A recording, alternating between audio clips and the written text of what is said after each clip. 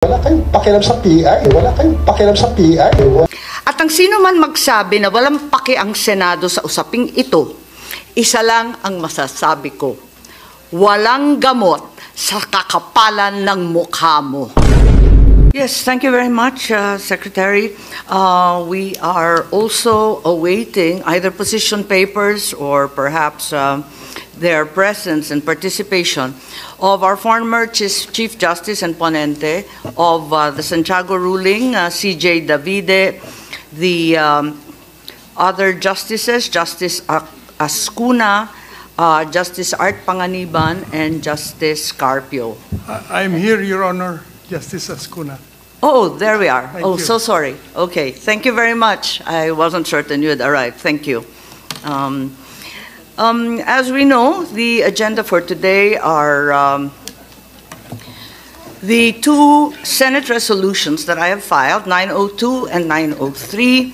First, 902, directing an inquiry in aid of legislation into the alleged payoffs and misrepresentations in the signature campaign for the People's Initiative. Secondly, 903, directing the committee to conduct an inquiry again in aid of legislation into the efficacy of Republic Act 6735 in providing for a system of initiative and referendum. After news reports of the Speaker of the House of Representatives blatantly stating they were addressing the procedural gap and as to the amendment of the Constitution through a people's initiative single-handedly in order to cure the impasse.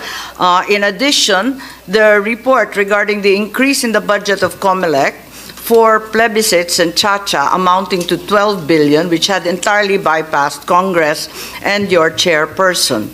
In addition to these Senate resolutions, also referred to the committee is the privileged speech of Senator Ronald Bato de la Rosa, which he delivered on 23rd of January, called the Politicians' Initiative, PI, including all the interpellations and manifestations therein. So with that, we have set the agenda, and by way of opening, nais ko lang sabihin na kung minsan may mga sakit na kapag ginamot at biglang nawala ang sintomas, akala natin wala na. Akala natin magaling na yung tao. Akala natin napuksa na natin ang sakit. Kaya ihihinto natin yung gamot. Hanggang isang araw, lilitaw ulit ang sakit. Isa na siyang mas malakas na karamdaman at bago pa natin maagapan, huli na ang lahat. Ang sabi ng COMELEC, hihinto na sila sa pagtanggap ng pirma hanggat hindi na ay aayos ang ilang teknikalidad. Anong teknikalidad? Yung mga pirmang naipasa na. Paano? Anong bagong pamantayan ang gagawin nila? Kung aatras at nagbago ang isip ng tao, anong gagawin? At marami pang ibang tanong. Maaring masaya tayo ngayon dahil akala natin na pagpahinga na natin ang usapin ng PI nila. Pero hanggat hindi natin ito naihihimlay, babangon po muli ito upang maging multo. Nakakatakot. Panoorin natin ang isang maikling video ng karamdamang mabilis na ipakalat na sa pamagitan ng pantatanga sa kapwa, paglulustay ng salapi, at pagsisinungaling ng matatakaw na opisyal. Yang sakit na yan ang papatay sa demokrasya. At ang sino man magsabi na walang paki ang Senado sa usaping ito, isa lang ang masasabi ko, walang gamot sa kakapalan ng mukha mo. Panoorin na po natin. Yung mga kaibigan natin sa Senado, ibig na kung anong pinag-uusapan, keso PI, keso RBs, tapusin na lang yung trabaho nila. Tutukin na lang yung trabaho nila. Parating tayo porque tapos na yung trabaho natin eh.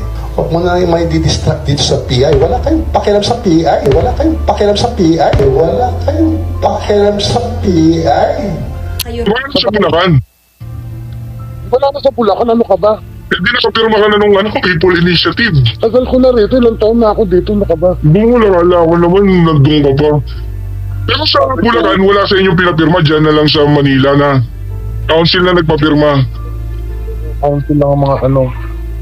Ano, may pera yun, ano ka ba? Oh, 2,000 rin yun. magkano? 2,000. Oo. Para Pero yung 2,000 mo, palit nun, sa lahating tabang bigas, bibulin mo rin sa kanila. 950 plus mo. Matitira sa'yo 1,050. Oh, yan. walang kahirap-hirap. Pero make sure lang talaga pipirma ka dun sa gusto nila. Oo, so ganun lang. Tanginan, para pwede naman nilang bigay yung 2,000 tsaka yung bigas. Pwede, alam mo naman ng gobyerno, ang mga kagaya niya, ang congressman galing yon kay Abante. Tapos, anong... wala namang sinabi. Basta sabi, ayun lang, mag-aantay daw. Tapos, Anong kapalit meron? ayun, sabi, ayuda. Kasi nung huli, merong pabigas, may pa-grocery. cash. Wala namang nabanggit kung may mga cash na ganyan. Ang sabi lang, ayuda. Ayun, ganun lang. Pumirma ako pero hindi naman nila pinawalan kung ano ibig sabihin ng...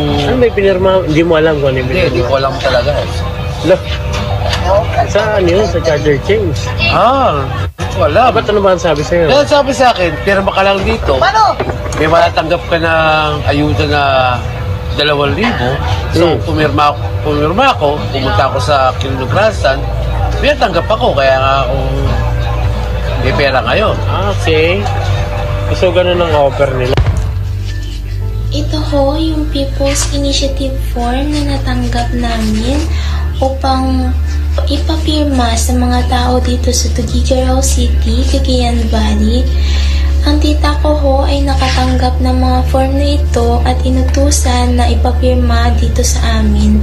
May mga natira pa hong 7 dito na form dahil yung iba po ay naipasa na po sa opisina na pinagtatabahuan po ng tita ko. Wala kayong pakialam sa PI. Okay, maraming salamat at sana naliwanagan tayo sa panlilin lang at kasinungalingan. So,